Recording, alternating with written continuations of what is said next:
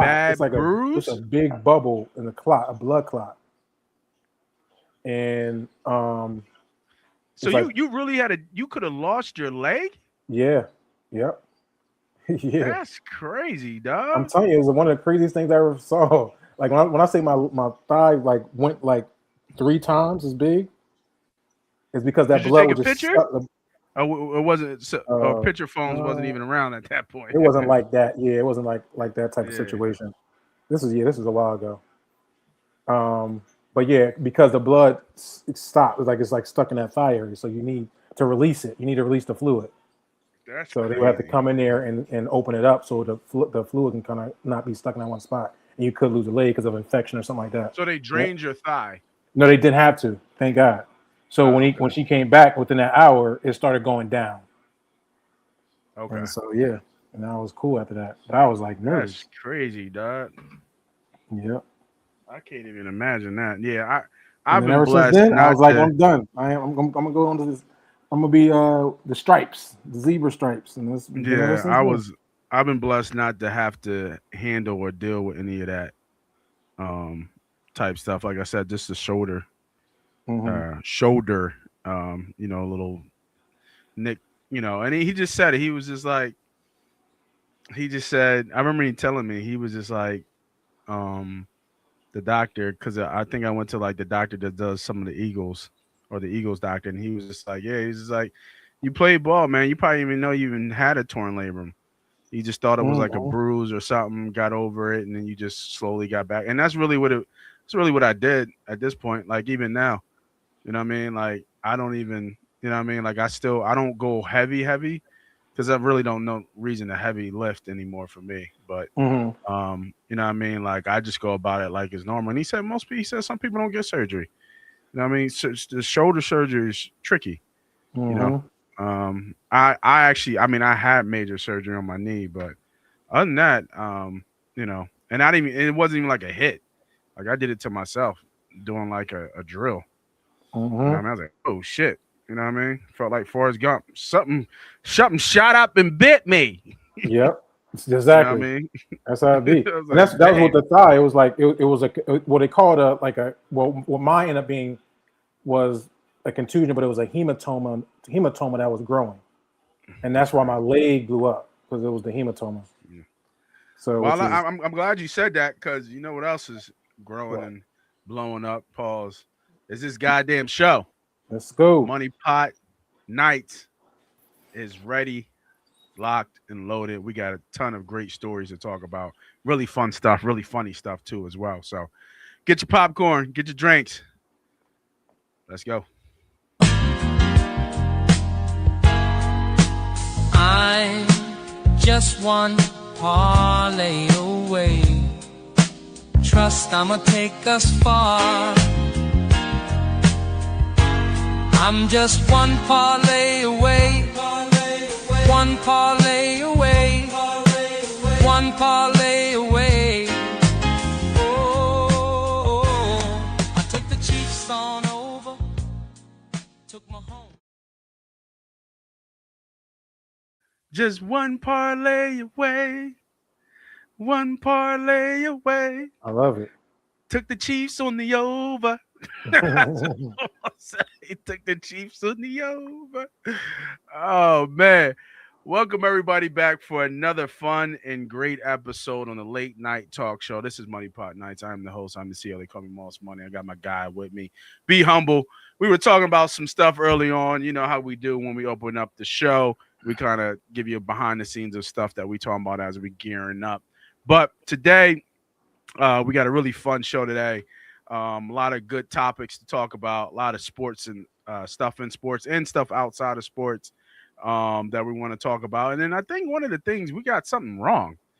Rare, rare that we got something wrong, but we definitely got something wrong, especially in our hometown of Philadelphia. We got something wrong. And we'll talk about that later in the show. So make sure you hit that subscribe, hit that follow, hit that like button, all that good stuff to make the algorithm go nuts. And we're going to be moving on. I mean, I think we're going to be adding on to Twitch, something called Kick. I think we're going to be starting to kind of branch and brand out. So let's get the show going. with, I think, which is the biggest topic going around in social media. This is outside of sports. This motherfucker is so fucking funny. Druski and his mega church skit. Oh, Now, that was funny. the question is, has the skit gone too far? Now, I actually think this is a skit of a skit, now that I looked at it before. At first, I said it was been backlash. And I think there was some backlash of pastors and stuff coming out. But then the people who mess with Druski like that start posting pictures of actual churches and people actually hanging from the top from churches, people and pastors with real Rolls Royces, like really like him, like he got his material from y'all. He didn't come out of nowhere. He got the material from y'all. But let's get an excerpt, a little piece of the skit. I think one of the funniest parts of the skit that everybody's kind of talking about. Let's add it and watch it to the show. And then I'm going to show you the actual, I want to say some hate on Genji Druski, but we'll see. Let me know what you guys think.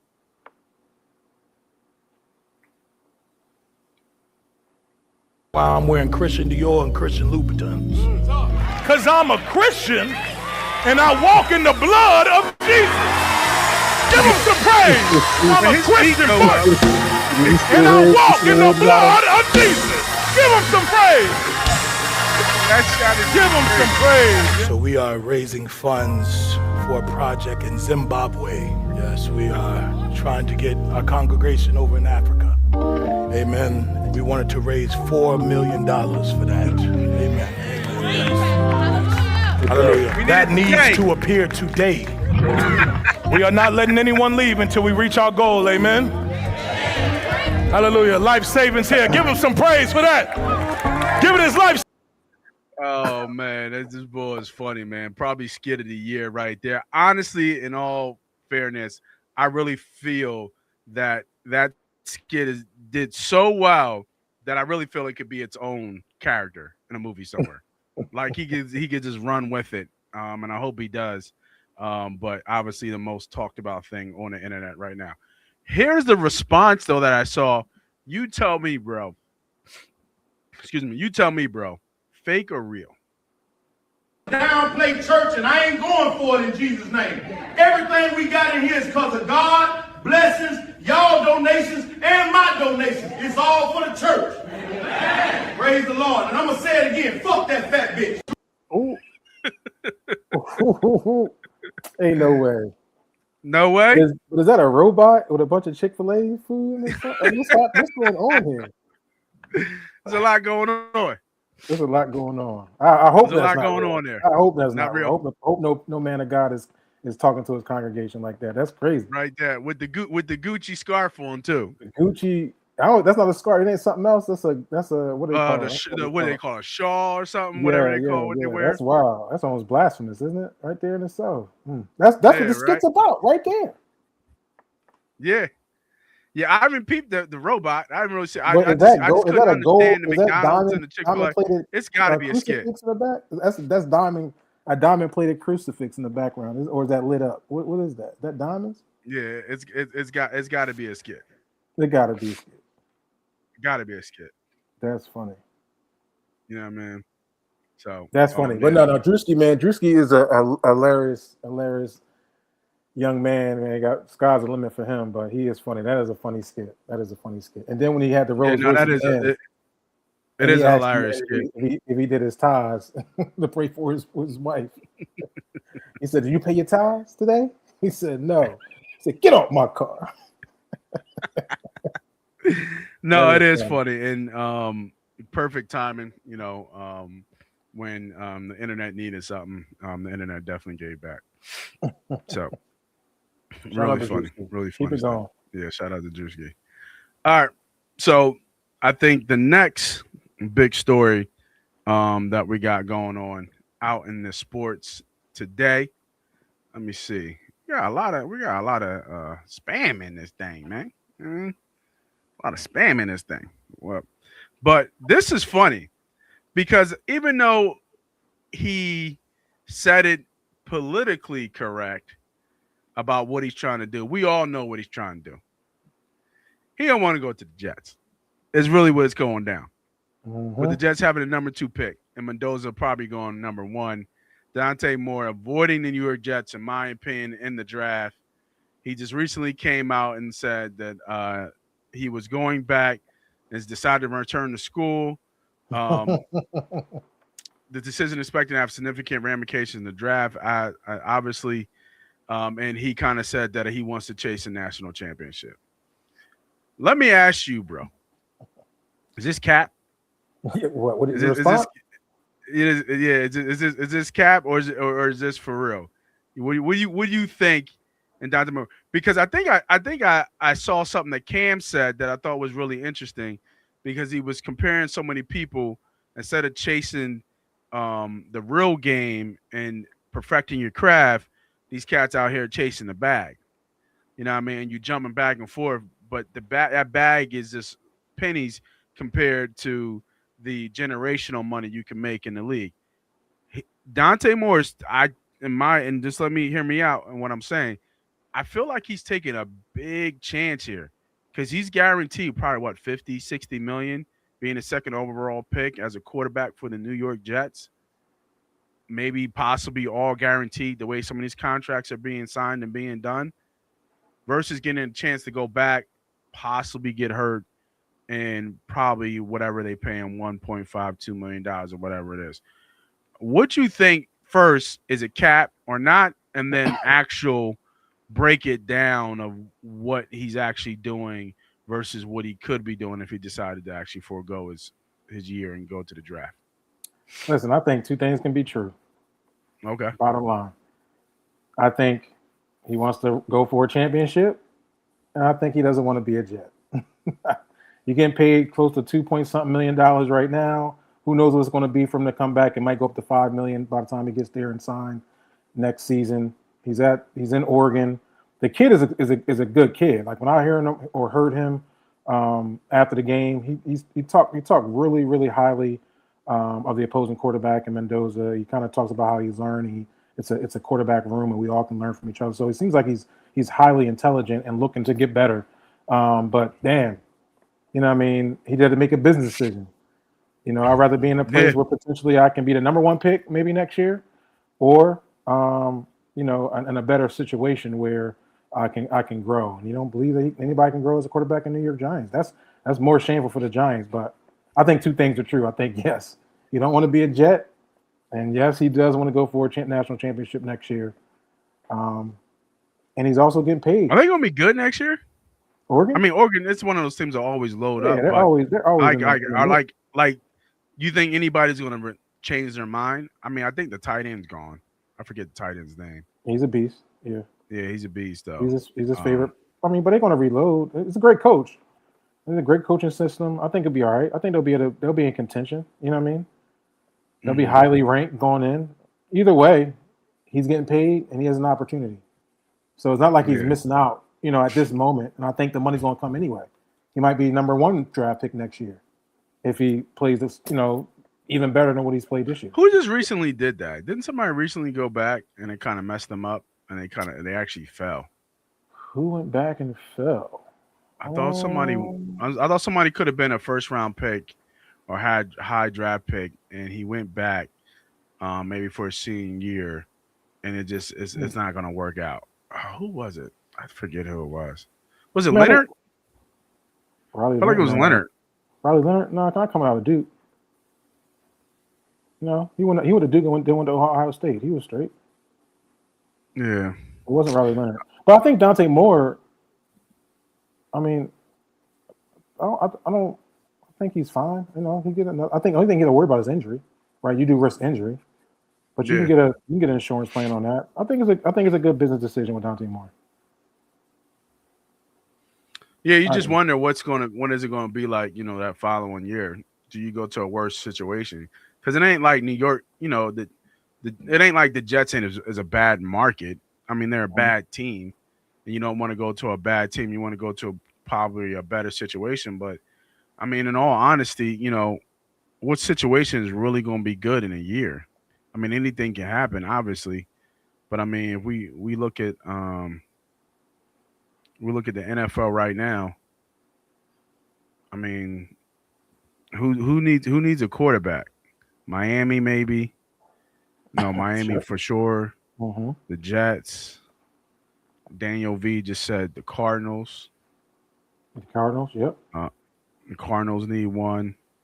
I guess the Colts, possibly. You don't know what Daniel Jones is really just yet. Let's all sound better than the Jets.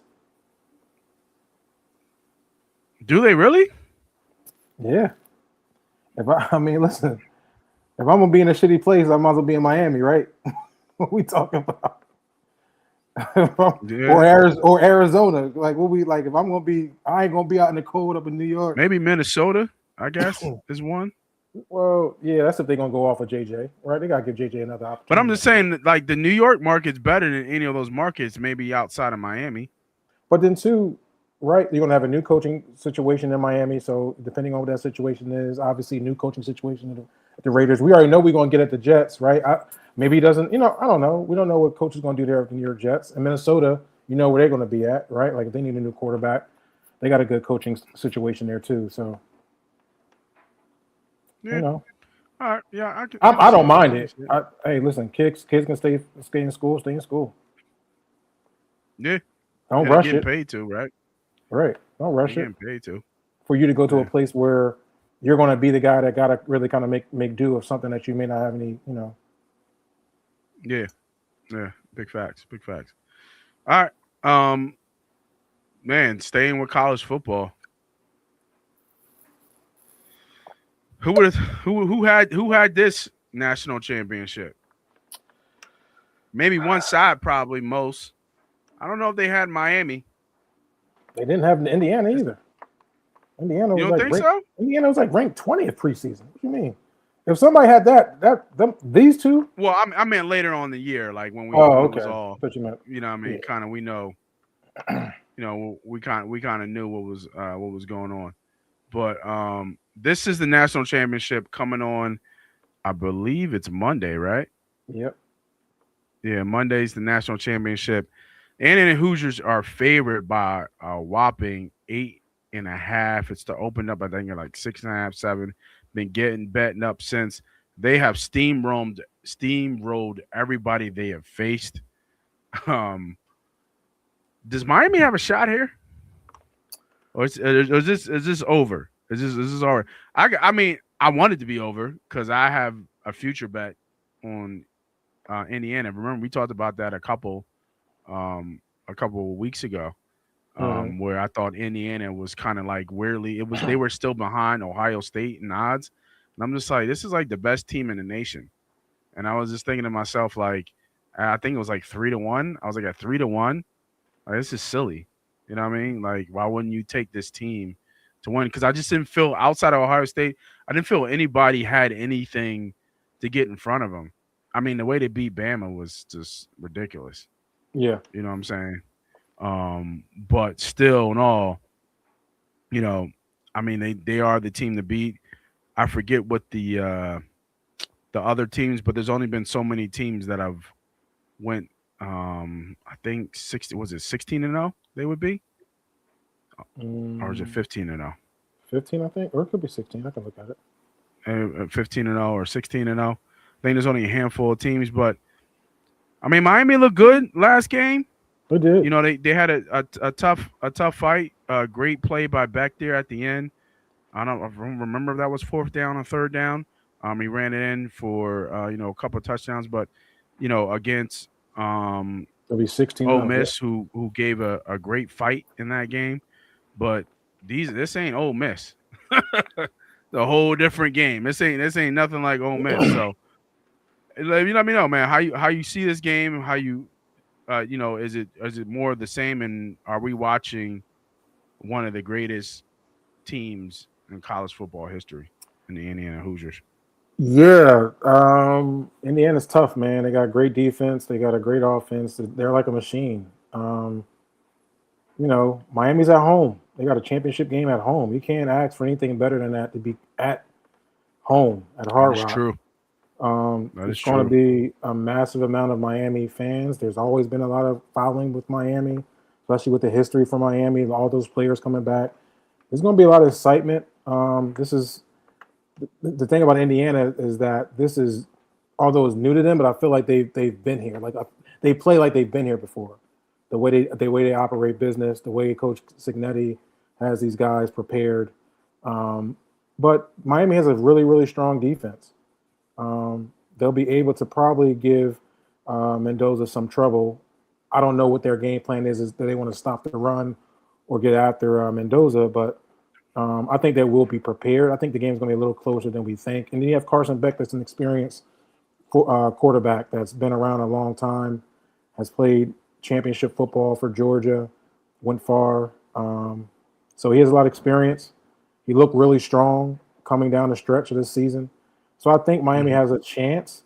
I think the line is right where it needs to be at 7.5. Most likely, Indiana's going to take this 8.5. It's 8.5 now. Okay.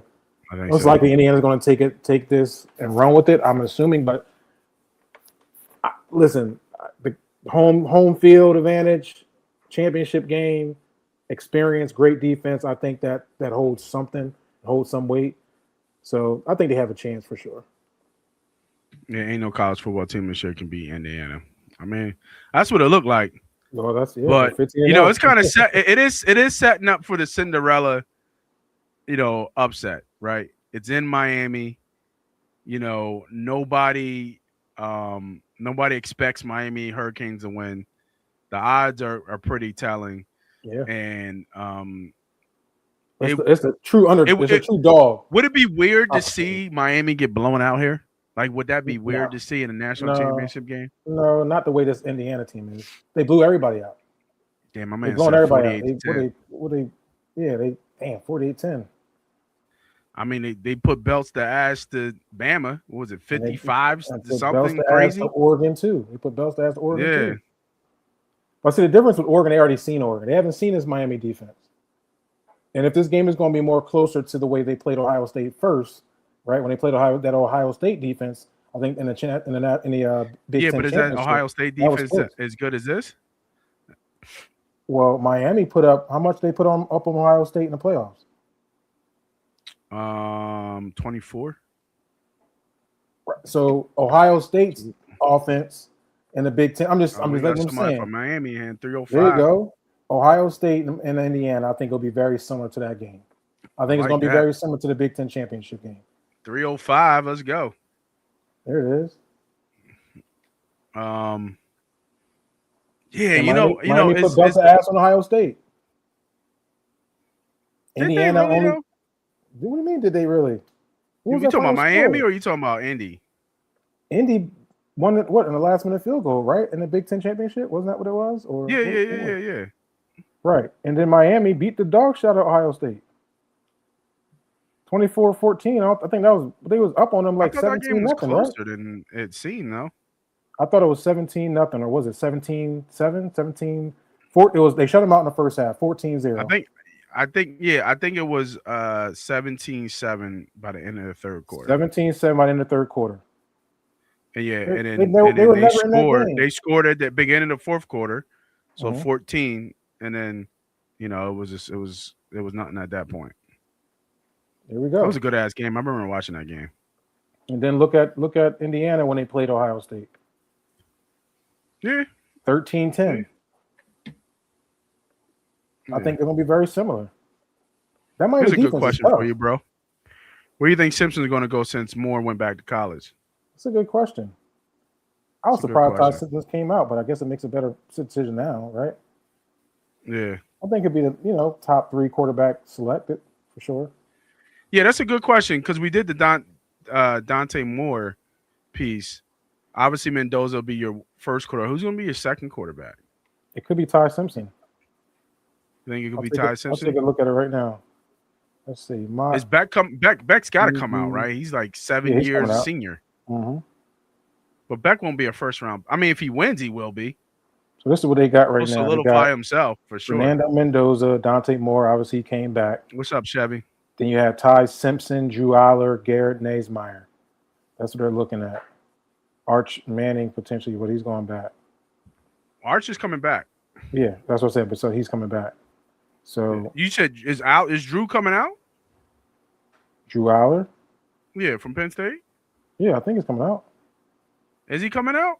I thought so. He got hurt, didn't he? Didn't he get hurt at the end? I feel like he's going back to Penn State. Looking up quarterbacks now. Let's see.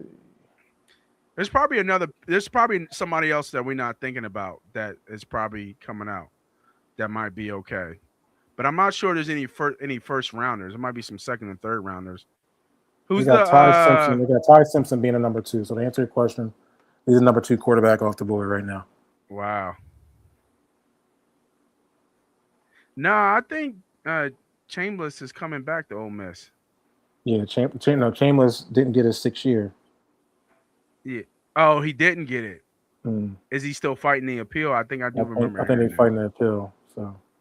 Yeah, I think because I think he gave them, like, it was crazy. It was like over, like hundreds of pages of documentation. Yeah. Yep. About when he got hurt that first year. But what I don't think he's going to get it, because I think he still had a red shirt year because he had to sit out when he went from D2 to D1. Because I remember I had to do that. Like you do, like that's a year you sit out and then you get your couple years. And then it's like the red shirt year and the medical red shirt year is kind of one and the same. So some guys think that they can get a medical red shirt and a red shirt, but you have to get hurt earlier enough in the season, like before a game, for that to even play. So I remember that because I got hurt when I was in Connecticut, and I tried to use it as a medical red shirt, but then when I transferred, because I went to D1, when I transferred, I had to sit out the year, but I couldn't get that year back. Okay. But it's a little bit different now than when we played. You know what I mean? Motherfuckers not getting money. Like I wasn't getting no money. Getting paid. You know what I mean? Like I wasn't getting no cash. I wish. You know what I mean? If we came out in this era, bruh, man, I don't think I'm $1 million guy, but I'd be a couple of hundred. Well, I think with Dante Moore coming out, I think you have your top 3 would be those 3. It would be obviously Fernando Mendoza, Ty Simpson, and then you have Trinidad Chambliss. So, yeah. And then you can kind of get to your second tier guys like a Carson Beck or those other guys. Who you So we talked about Indy in this game. You talked about it's gonna be closer than you think. What's your score prediction on this one? If I would go giving Miami respect, right? They have an electric offense. One of the best players in the country at the wide receiver, only a freshman. Yeah, that's crazy. He gets after it when he gets to rock, very electric. And then giving their defense credit, able to disrupt their passer, good on the edges, cornerback, safeties are really good. Linebackers fly around. I'm going to say this is going to be a closer game, and we're going to look at 24-20.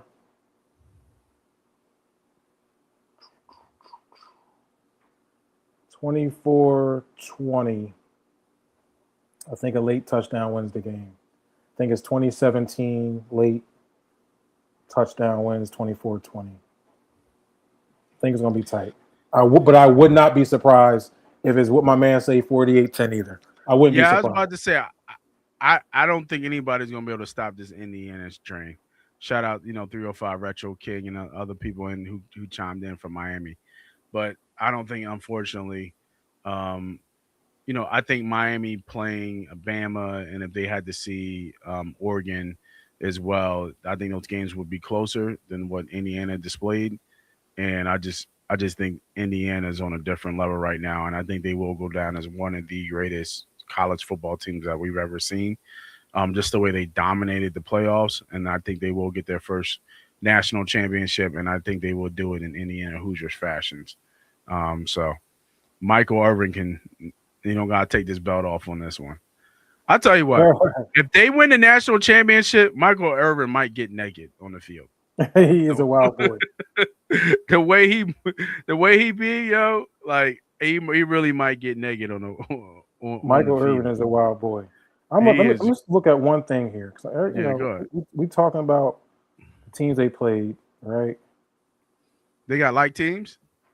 No, I'm just saying, like, that Oregon is just a bad matchup for them. They handle business, right? They played Oregon already, so they kind of knew what they were kind of getting with that. They already prepared for that. So I'm kind of throwing that out, right? No, I don't think anybody thought Oregon was going to win that game at all. Yeah. So that 56-22 is not a surprise for me. The Alabama game is not a surprise for me too, because Alabama's defense isn't like that. So to me, that's a throwaway, really. I don't think Alabama's defense is. Let me look at Alabama's defense here. 38-3 is a throwaway game? No, I'm saying like as far as their defense, Okay. like stopping Indiana. I'm just looking at their stats. I'm just looking at Alabama team stats. That's crazy. In the playoffs, and you talking about throwaway games. Ranked 13th against total yards, 37th against the rush, 9th against the pass. They were much solid this year. I felt like they put up let a lot of points up this year. Excuse me. Yeah, put some respect on the Hoosiers name. I got respect on the Hoosiers. What you mean, Yeah. bro? Are you kidding me? I was last year with the Hoosiers. I'm the one that was the first one to talk about the Hoosiers. Yeah. They went to they did their thing. But yeah, I just think that I'm gonna give Miami the opportunity to protect home field, being at home, having a good defense. Home field is huge. Is huge in this scenario. And the weather could be a factor. The weather could definitely be a factor in this one. And they got an extra couple days for them to kind of prepare for it too, defensive wise, as far as Miami. So if they don't come out ready to go, then it's gonna be ugly. But if they play it, I think tight, like I think it's going to be like the Ohio State Big Ten Championship when Ohio State played Indiana. I think Miami can kind of keep it close, and I think it'll be a close game. So I'm getting 24-20. I'm gonna fall on that one. Yeah, I'll go 30-3. Damn, you give Miami no chance. Yeah, I don't think they got a shot in this game, unfortunately. It's because Miami can't score. Is that what you're saying? Like I don't. What is your? What is it? I just think the Hoosiers on a different path, and I think they're setting fire to everybody they face, and I think they've done that in the last two games, and I don't think this is going to be any different. I think that D line is going to get the back, and it's going to rattle back early and often, and Miami might move the ball a little bit here and there. They might even score first to kind of give some juice to the game, but the Hoosiers will settle down and do what Hoosiers do. You know what I mean? What the Indian Hoosiers do, and they've been doing it all year. I don't think this Miami team I don't know about that. I don't know. I think those like opponents against Bama, against Oregon would be of closer games than Miami played those teams. I don't think they blow those teams out like Indiana did. So for that fact, matchup, obviously styles make good matchups, but I don't see a matchup advantage for Miami at all. Like Tony is good, like you said, he's electric, he's a freshman. But if your quarterback's on your back, then it don't mean nothing. And I think this pass rush is going to get home. So okay, let's have a question here. Miami, how do we feel about Texas A&M offensively? Our quarterback is electric, right? But I don't know if they have the balance that Indy has. I'm not comparing to Indy. I'm just asking a question. We already know how you feel about Indiana. You said it's going to be 30-3. This is telling me that you don't think Miami's going to be able to score. How did you feel about Ohio State? I mean that is the light comparison. That is what it is. That's your comparison. That's the closest you're going to get. Not the Alabamas, not the Oregons. It's Ohio State. They both played Ohio State. They both played them recently. They recently both played Ohio State. Right. You know what I'm saying? Like that's more closer to what I would say is respecting Miami a little bit more because they shut them down. Just like Indiana did, right? Mm-hmm. They only scored 10 points against Indiana. They only scored 17 against or 14 against Miami. Mm-hmm. Right? They only put up 13 points against Ohio State, and Miami put up 24. So, I mean, those are the like competitions in recent play within the last 3 weeks, 4 weeks. I think Miami shutting down Texas A&M offense, where we know how explosive they can be, is really good. Held them to 3 points. They held Ohio State to 14 points, and then Ole Miss's offense, and they were going back and forth. And really, that was more kind of late in the fourth quarter where they got them points and kind of made it a real good game. So yeah, I don't know. It'll be interesting. I think it's going to be interesting. Yeah, I know you love Indiana, and I'm not saying I'm taking Miami because I'm not. Actually, I got a homie that's a Miami fan, and I can't stand his ass. So I'm not rooting for Miami. Yeah, I'll probably hedge my bet just to hedge it.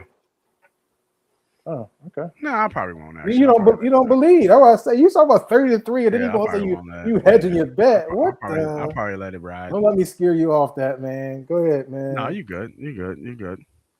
Speaking of kind of scared off, we got something wrong in Philadelphia. What's wrong with Philly?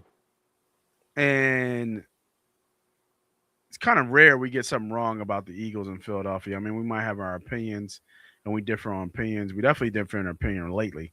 We've been in chat blowing it up with, our opinions on Hurts, the offense, et cetera, what the Eagles should do after their embarrassing loss to the 49ers.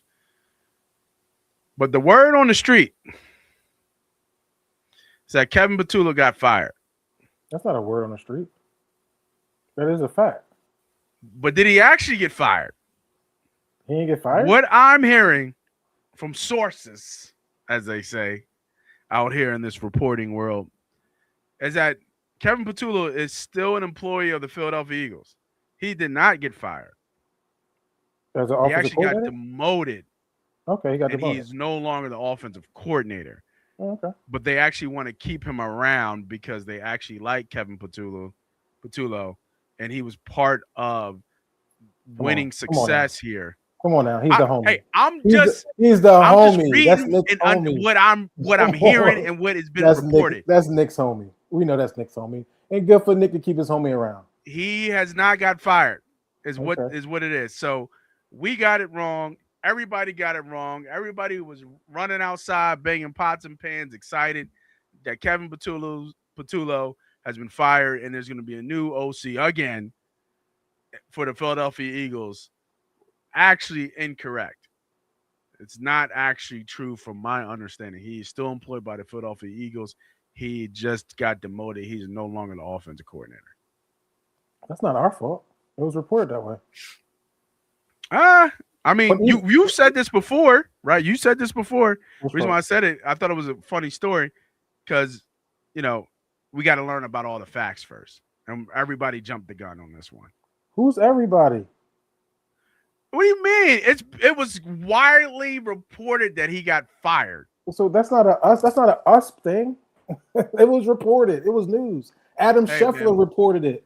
It was news. Shefty got it wrong. Right, then that's fine. Then Sheffley got it wrong. I didn't get it wrong. I'm just going off what the report was. Those are the facts. That's what the fact that was told. Now, you're even that thing you got on here says Kevin Patullo fired as offensive coordinator. That's why I put it up here. That's true. That's fact. CBS. This is CBS News too. That's a fact. Kevin Patullo fired as offensive coordinator. That's a fact. Is he the offensive coordinator anymore? He got demoted. That's a firing from the position. That's a firing. That's a firing from the position. If he wants to go ahead, listen. What did I say he should be doing? I said this, I think, on the last pod. He can go down there and be the equipment manager right now.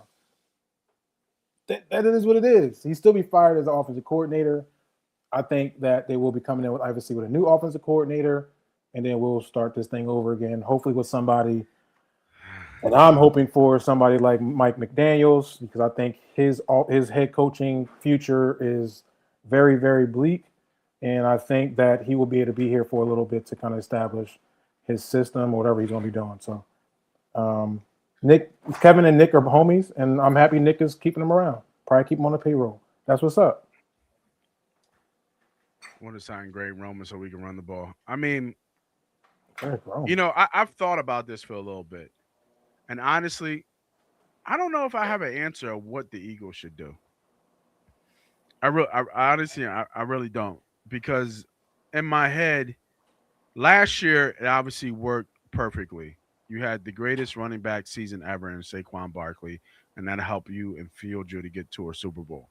What people forget, you know, when we talk about the passing game, Jalen Hurts actually passed less last year than he did this year, even though he had more attempts this year. So from a passing game, it was actually worse last year. And that was because not only did Saquon have the year that he had, but Jalen was also running the ball the way that he was. Now that's changed, right? Because Jalen has said that he doesn't want to run the ball as much. You can see it when he does run. He is very protective and gets himself down and gets himself out of harm's way really quickly. So I think we talked about this in the chat, and I think people are kind of coming around to this. But when you think about the Philadelphia Eagles, there's a winning culture here that I think Nick Sirianni has developed. The problem is there's no identity. Like, there's a winning culture, but no identity. Like, when you think of the Philadelphia Eagles, what do you think of? I don't know. Winners. Yeah, but is that an identity? They just lost. I mean, Still, I'm not sure if like winners. you know. So here's an example. What I mean by identity, you know, when you go play Pittsburgh, you get in Pittsburgh type football. What's Right? that mean? Hard nose, hard hitting, cold, running the ball in your face. It's kind of same with the Baltimore Ravens. Trying to think who else has a kind of an identity that you know that is typical with them. Kind of, I think Campbell has done a good job of making the Lions kind of like in your face. We're going for it, fourth down. We don't take no shit. If it's 4th and 10, we're still going for it. All gas, no brakes. It's kind of Detroit Lions. You know, I think you can kind of say similar that with, you know, the Rams, all gas, no brakes, a little bit in that sense. And always known in Philadelphia because we're a blue chipper type city. Well, I'm sorry, blue collar like city. That defense has always led this kind of unit. And now we've switched, right? This offense is built to throw the ball, right? The way they have their skill positions or where they've had their skill positions, which I think will change next year, obviously big time, it's to throw the ball. We found out last year that our biggest strength was running the ball, which includes the quarterback, because he's had double-digit running touchdowns over his career multiple times. So, again, we have a culture of winning established, but I just don't know from an identity standpoint, what are the Philadelphia Eagles? Defensively, I think they've created that, a young ball-hawking defense, but offensively, we don't have any identity at all. We say we can run we say we're a running team. We try to run the ball this year, and obviously with no continuity on the offensive line too much and injuries and things like that, and just mileage of terms of football that's been played, I think that's tough to say that we're a running team because we tried to pass and we weren't successful. It's kind of similar to last year. Remember, we started last year passing the ball. And then that Lane Johnson thing, like, hey, we need to run the ball. And then as soon as they started going full run, you know, they went on a run. They were winning games last year passing the ball, but it didn't look right. And I think that's similar to what we saw this year. So again, I ask you, I agree, winning culture here. But what is this Eagles offense identity? Is it running the ball? Is it passing? Is it Jalen Hurts? Like, what is the offense identity of the Philadelphia Eagles? I don't think we have an answer to that. Yeah, I don't know. What was it last year? Running the ball. And what was it the year before? Good question. Don't know. So I think one thing about the Eagles is that they're chameleons. They do what I think, and with having a leader like Jalen Hurts, is that he tries to do what he can do to win football games, regardless. I think when you come into the Philadelphia Eagles stadium, you know that you're going to get a tough game, right? You hope somebody's off, whether it be Saquon, whether it be Jalen, whether it be AJ, whether it be Devontae. You're not coming in, walking into Philadelphia or playing Philadelphia thinking it's going to be a cakewalk. All we got to do is this. Yeah, So we're not an easy out for sure. Right. So it doesn't, for me, it doesn't matter what kind of identity we have.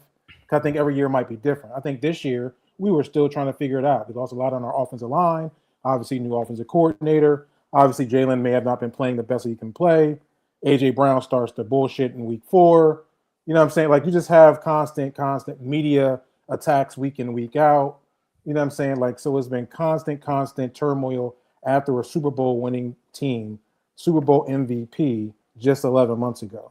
And as fans like us and others and media like us and others in Philadelphia should be shameful. They really should be on just the press and the criticism that we put on this team.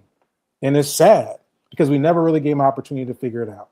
And that started with the inside, so I blame it on AJ because you let it out to the masses. You let it on out. And so everybody was sharks trying to get a piece. Oh, this team that's supposed to be going back to a championship and this is supposed to be the next, greatest organization that's going to be going back and win champion. That started with AJ. And then everybody wanted a piece of that. And it tore us down. And then we didn't have no identity. And then Kevin Patullo gets exposed. And now we're talking about Jalen Hurts. And then we come to the biggest moments and the biggest plays. That man that opened those cans of worms didn't show up. He should have kept his mouth shut and let us figure this out behind the scenes. I will say that we are a defensive-led football team this year because that's who saved our asses many a times this year. Because our offense couldn't score no more than 15 to 19 points a game. And that, sometimes it did it, but it did it because of defense. We were a defensive-led football team this year.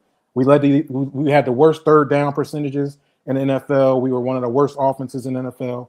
So the identity of the team would have been a defensive-led team with great young pieces, great young stars that hopefully we will be able to keep around here for a long time, and a great defensive-minded head coach that can take the pieces he has and put them in the best position. Like the idea that you took a young guy and was a Campbell that was balling, put him, he ended up getting damn near no snaps sometimes because you felt like Dean was going to be a better impact for your team at the moment. Like that is putting players in the best position, no matter what anybody feels about. He didn't care about Jahad Campbell's feelings, did he? But see, on the offensive side of the ball, we got to worry about AJ getting the rock. We got to worry about his feelings and reading books on the sidelines.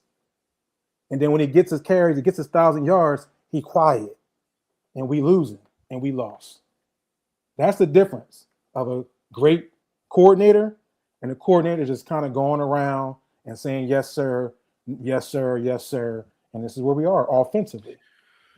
Yeah, I mean, I think it's unfair to kind of try to compare Patullo to Vic, right? Vic has been coaching for 40 years. So I think that's unfair for somebody who just stepped in the position for the first time and trying to kind of figure out, obviously the art of calling plays and being the OC. So I don't know if I'm on the board with that comparison.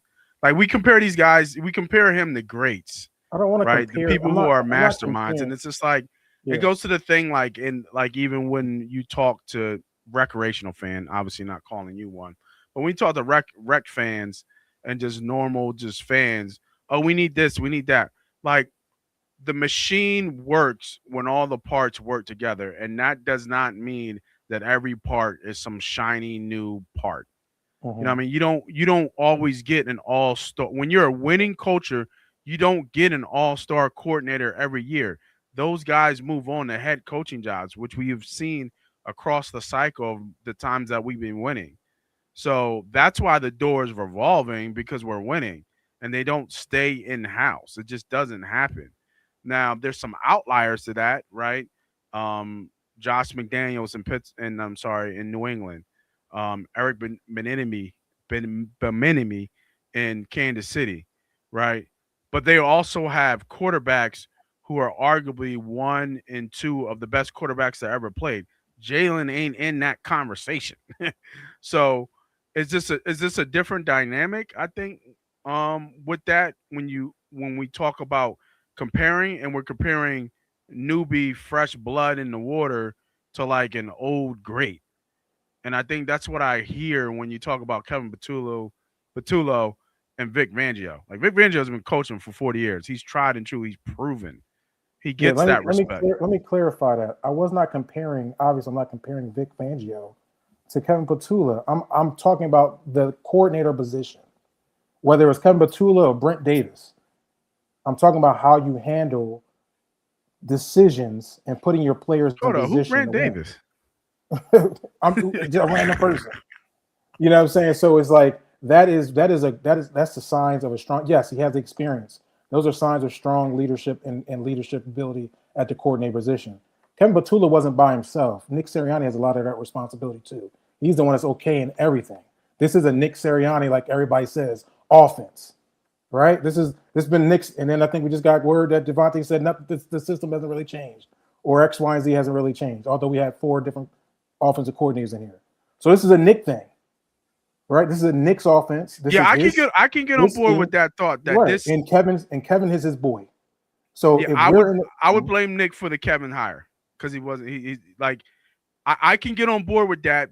That it's a Nick problem because Nick made the hire for Kevin in the window that we have in terms of what we feel as fans is our best window that we've ever had in franchise history of winning championships. You hired a man that never called plays to be a pay claw. That's negligent, and we've seen that outcome. We've seen it. We've seen the outcome. But when you win the Super Bowl, bro, and you playing into February, you know what I mean? Or I'm sorry, January, early January. No, February. I'm sorry. In February, there ain't nobody out there to grab. Sure. You know what I mean? There's no grab. There's no OCs to grab. Unfortunately, the head coach. That's the culture. That's what. Unfortunately, the head coach was supposed to be a play caller. He was an offensive coordinator, and we found out in year one that he can't do it. He can't do both. He found out quick, didn't he? Yeah. We did. So I put him in a category. I'm not saying that he's in the category in terms of the greatness, but of the great Mike Tomlin, who's a CEO type coach, John Harbaugh, who's a great CEO coach. I put him in that category of where he stays. He needs great coaching around him to be successful. Is really what it comes down to. Mm-hmm. And because of the success of the Eagles, it's hard to do that because we're playing into late January into February. This is a rarity of what we've seen of how many offensive coordinators possibly and head coaches are out there to be. And I think they will grab a significant one. Mm-hmm. I'm not sure what that's going to look like. I think a lot of people, I think including yourself, is a fan of Mike McDaniels, who probably has his own offensive system. So that would be interesting. And then Brian, I always say his name wrong. Dabo, who has ties, obviously, Jalen Hurts, Saquon Barkley, and Devontae Smith, back from Bama in his Giant days as being an offensive coordinator. Yeah. So it'll be really interesting how this kind of plays out. Obviously, from Philadelphia and Eagles fans everywhere in Eagles Nation, we will be watching how this plays out because obviously we feel really, really, disappointed in the way this season ended and losing to Brock Purdy and some backups, and backups of backups in that wild card game, especially at home. It'd be different if it was away. We went across, the pond and we lost in San Fran or something like that. That shit was in the link. And I know some people was at the game and it was horrible. It was horrible. Nobody played well. Everybody played like shit. And, kind of this is what you get. And for those who are you still on the trade AJ bus or you came off the bus? Me? Yeah, yes. Do I want AJ going? Yeah, for sure. Okay. I mean, I'm like, if he doesn't want to be, if AJ doesn't want to be here and he's acting the way he's acting, he doesn't want to be here, then I don't want him. I'm not saying, regardless of what he feels and what he's doing. Are you on an AJ trade bus? My position is this, and I want to be very clear.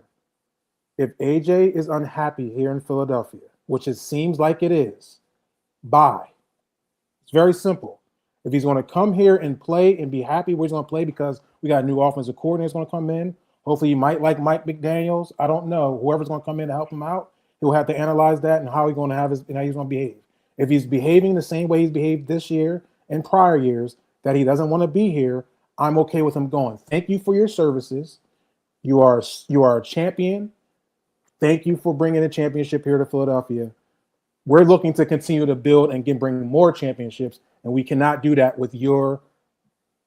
So let me ask you this: AJ's gonna. I feel like AJ's gonna be AJ, and if AJ's gonna be AJ, and do the antics that we have seen before, again, are you done with AJ? Absolutely not. If he's going to bring what he brought this year, no. Yeah. Bye. You're done. You're bye. Sure. Go. Bye. Okay. Go. Okay. Just being sure. If he's going to be the AJ that's excited to come and play with his supposed to be homie and turn the thing around, cool, for sure. Let's bring it. But not the drama. Yeah. I think Side Bitch Nation got them too. I think so too. I don't know what happened, but something happened. Yeah, money or a woman, one of the two. That's the only way bros get messed up. What is another thing, to a point where we got to say bye, but bye in a good way. Ranger is out of here, man. Our guy Ranger Suarez signed a deal, 5-year deal. Joker got paid and paid well. 5 years, $130 million to go play for the Boston Red Sox. Which kind of is, we kind of knew this was going to happen with the Phils. I think it was kind of a hard deal to bring him back. We have to bring up Painter. I just he's been down in the farm system. Like these guys that have been in the farm system that are ready to play, we need to infuse this roster with the youth that we have, and still kind of bring in stars. I know Bo Bichette is out there. I know there's mutual interest and stuff like that. But just giving you guys, even though Ranger kind of got hurt every once in a while from a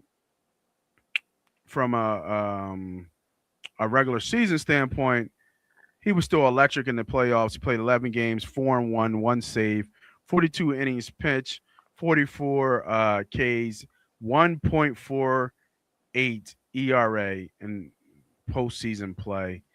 Shout out to Ranger Suarez for always being super just cool in the moment. Yeah, never razzle, never kind of phased them. I've seen him live multiple times at Citizens Bank Park, and I think he'll be missed. He started every year, kind of these last 2 years, kind of hot. Last year he almost started. What was it, last year or 2 years ago? He started like 10-0 or something crazy like that. 2 years ago. Uh-huh. Yeah, 2 years ago, something crazy like that. And then you can always count on him in the playoffs. But I think the new rotation will be Wheeler, Hamels.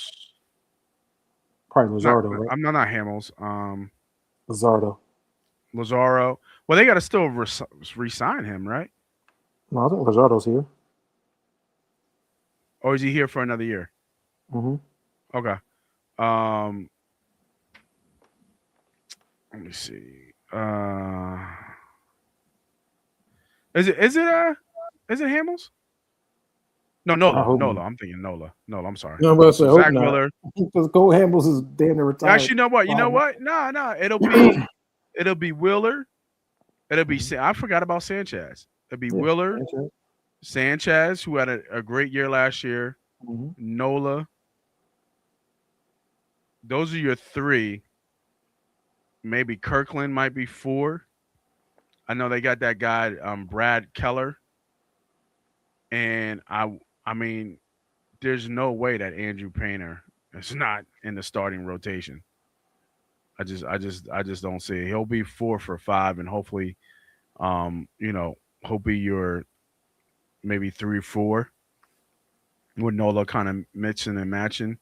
And obviously they got relievers and stuff like that. Tajon Walker's still on here. Alvarado is still here. Obviously, we got Doran for I think another year or two.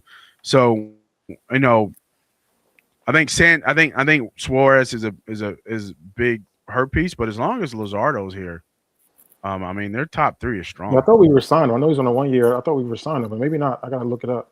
But I don't think they resigned him yet. Yeah. Okay. But I mean they're going to need it because he's a lefty, if I'm not mistaken. You just lost a big time lefty. So. Yeah.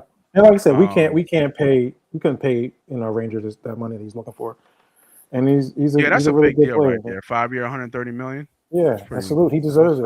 Great player. I love his attitude. He's swagger with him. He's going to bring a lot to that organization, the Red Sox, that they've been looking for. So, I hate to see him go. If he's going to go anywhere, I'd rather at least I don't have to see him. You know what I mean? He's in the American League now. So true. You know what I mean? True. So we're getting close to the end of the show, and those who are still watching, thank you for watching. Hit the like, hit the subscribe button, hit the follow button, all that good stuff. Love the comments coming in. I have one kind of bonus thing that I saw late. I'm not sure if you are familiar. I know you're a movie guy. I'm not sure if you're a show guy. And then obviously leaning on some of my gamer when I was kind of a youngin'. But it was my favorite game ever. And God of War. Ryan Hurst is his name. Is cast as Kratos from God of War for PlayStation. For those who are big into the gaming community and things like that. If you don't know who Ryan Hurst is, I implore you to go see Sons of Anarchy. It is amazing. Show. It is amazing show. I haven't seen it in a long time. Sons of Anarchy, one of my favorite, probably all-time shows. We probably should do a show like that. I know we did black fictional athletes, but we should probably do a top 10 greatest shows. Yeah, we can do what I mean? Like Sons, Breaking Bad. Don't do it now. What you doing? You doing it right now? You gotta save it's kind of when you rank them. I'm just thinking what's coming off the top of my head. That's all. Gotcha. You know what I mean? Ones that I know people know, from popular, but actually, I don't know if I really like this one. I don't know if he don't fit it. Have you ever seen the guy who voices Kratos? No, I didn't play that game. No. Oh, you didn't play that? You didn't play God of War? Let me show you. Let me show you the boy who actually voices Kratos. It's kind of crazy. What the fuck is that? Oh. That was weird. Look at this, John, yo. Look at this. You gonna be like, yo, how is he not playing Kratos? This is what you're gonna tell yourself. Here we go. That's a good picture. Have you ever played God of War? No. Nope. Damn, you ain't never played God of War? Let's go back to old school. This is I want to say the original one was PlayStation 3, I think. No, I never played it. I will say in Sons, he had one of the saddest oh yeah, his exits out of the game. deaths. It was crazy. I was hurt. I was hurt, boy. Yeah. I was like, no, yeah. They did him dirty. That's the voice of Kratos. Oh, okay. Well, it actually looked just like you. He looked like Kratos, you think? I mean, he's got a beard now. Oh, he has a beard now? Yeah. But I mean, he don't look this don't match. This match a little bit better than this. Well, you don't have a beard. If you had a beard, maybe. Yeah. I don't know. Yeah. I don't know the game though, so damn, you don't know. I ain't think. Damn, I thought you would have knew what God of War was. Mm-hmm. I like Assassin's Creed. You still got a PlayStation like or anything? I do. Yep. Mm-hmm. Yeah. I don't play as much as I used to, but yeah, I don't play at all. Yeah. You got PlayStation. I know there's a couple games that are really good right now going on. So thinking about it. But go ahead, say again. I said you got. Is it the 5? It's the 5. Yep. Mm-hmm. Oh, okay. Yep. Yeah, no, I thought that was funny. I saw that. You know what I mean? Yeah, I gotta check it out. I'll never That's play crazy. God of War. Yo, God of War is crazy. I can't believe you never played it. You gotta get the original. Was this? I mean, if you like that, let me put this. If you like that slash and hack and kind of games that you can get like, 75 or 100 hit combos and stuff like that, and fighting games and stuff like that, you'll like it. If you're not into that too much, kind of with the storyline backed and you're more into sports games, then you probably won't. You probably won't fuck with it. You know what I mean? Like, were you a Street Fighter fan? Did you play Street Fighter? Yeah, I play Street Fighter. Yeah. Oh, okay. I mean, you talking about way back Nintendo down there, Genesis. You out there bringing it way back. Yeah, I mean, yeah. I mean, but I don't know if it carried on because I kind of fell out. I stopped playing Street Fighter more. No, I don't play Street Fighter no more yet. When I was young like that, I like more games like more open map games. You know what I'm saying? Yeah, like the RPG joints. Yeah, I like those type of games. There's a few that's out right now. I can't play right now. Yeah, I haven't played in forever. My son played my joint. So, what's he playing? What's he playing? What's he playing? Like he's young boy, so he in the Minecraft. Oh, okay. It's kind of what his boys playing. Whatever they play, he'll jump right on and play what they want to play. So, shoot, remember we used to go to each other's house to play back in the it's a long right. Yeah, just hop on the game. I meet you on the game. You'll be on the game. Yeah, you knew who had the Super Nintendo and stuff. You know what I mean? You had to ask mom, can you drop me yeah, off? can you come on and play some games? For sure. Yeah, these kids got it. They got it good. They got it easy. I was just telling them that. I'm like, you don't even know how good you got it, bro. You spoiled. It's crazy. You know what I mean? Yes, sir. Hey, thanks everybody for joining. It is finally midnight. I think it's about time to shut it down. I'm Moss Money. That's BHumble. This is MoneyPot Nights. We will see you guys next week for another show on the late night show. See you guys later.